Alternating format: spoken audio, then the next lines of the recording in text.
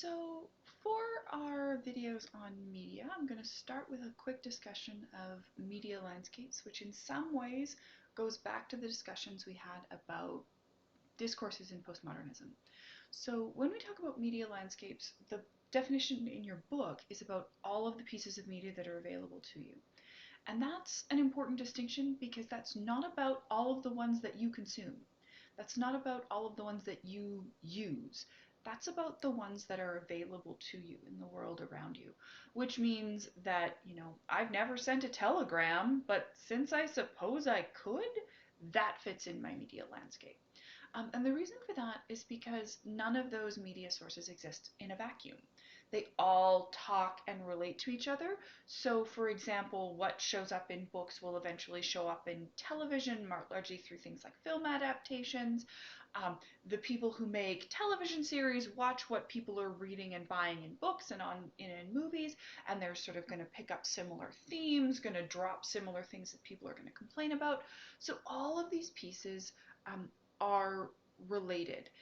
And that kind of means that the spaces you occupy are less different than your peers, than your personal choices might lead you to think they are, because you're in this place where all of those pieces talk to each other and you sort of exist in this environment, right? An environment where social media exists is different than one where it doesn't, even if you choose not to be on social media, because you're still dealing with people and businesses and all kinds of stuff who are aware of things like whether or not that is an Instagrammable wall, or whether or not people are going to stop and try to take pictures of their food in a restaurant to post on Instagram or on Facebook. All of those kinds of things are connected in that sort of idea of a media landscape. And in that same sort of vein, I'm going to talk a little bit about media consumption. And your book sort of talks about this a lot in like a number of hours question in terms of who uses most of what kind of media. And that's important. But I want you to understand that it can be a lot more nuanced than that. I'm not super interested in having you memorize the number of hours that so and so watches television, because those numbers change and those numbers can change quite rapidly.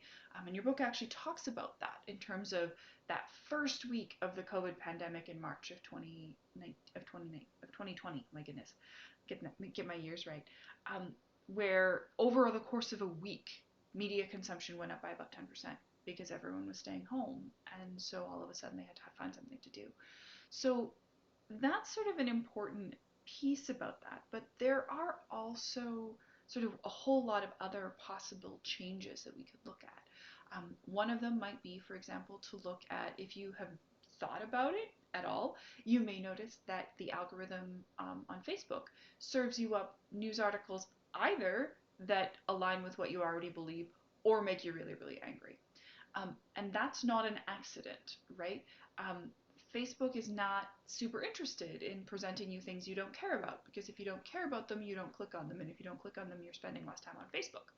So they want things that you're going to interact with, that you're going to comment on, that you're going to share, that you're going to do all of that sort of stuff. And from their perspective, that doesn't actually matter if you're sharing it because you think it's amazing or because, oh my gosh, can you believe what these people are doing? Um, Either one is fine. So that kind of discussion around how, for example, we see things polarizing. One of the things that that means in terms of lots of news consumption going through Facebook and the proliferation of cable and online news sources and that sort of stuff is that you wind up with more of a bifurcation.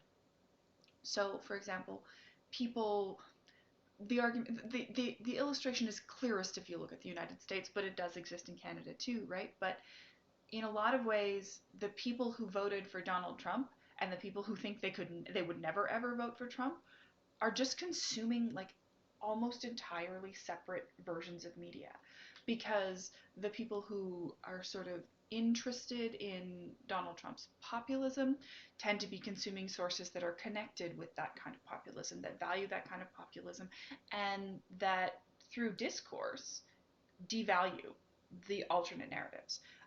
And the people who think that Donald Trump is terrifying, and a force that is destabilizing the country for a lot of reasons, are consuming like a different version of media entirely that in a lot of ways does the same kind of devaluing to the concerns of people who are voting for Trump. And that sort of interaction is sort of important, because when we talk about media consumption, it's not necessarily the only sociologically interesting thing is not necessarily the number of hours, but it's also sort of conversations about what you are consuming. Are you consuming it socially with friends? Are you scrolling through Instagram while you are watching Netflix?